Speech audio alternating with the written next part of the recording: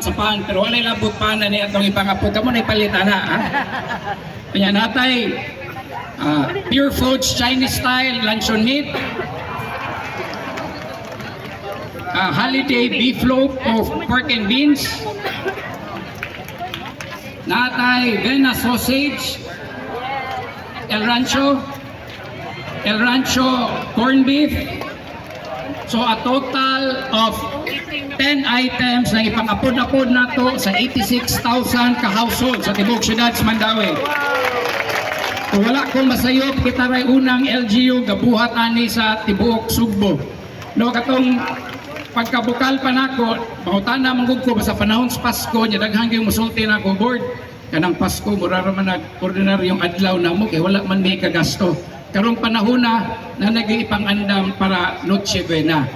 No, nya magpasalamat dako kayo sa ato sang guniang panglungsod kay kung wala sila di sa ta ni ma-approve atong supplemental budget. Naghanap sila kasi pang pakpak. Tuwas rin kagalit lagi. Asa kagikan?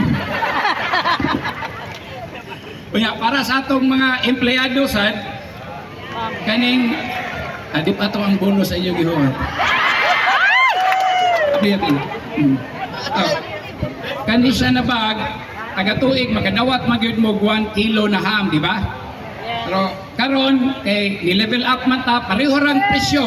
Pero karon ay pakapi na ang ham, usa ka ham, na longganisa. Thank you!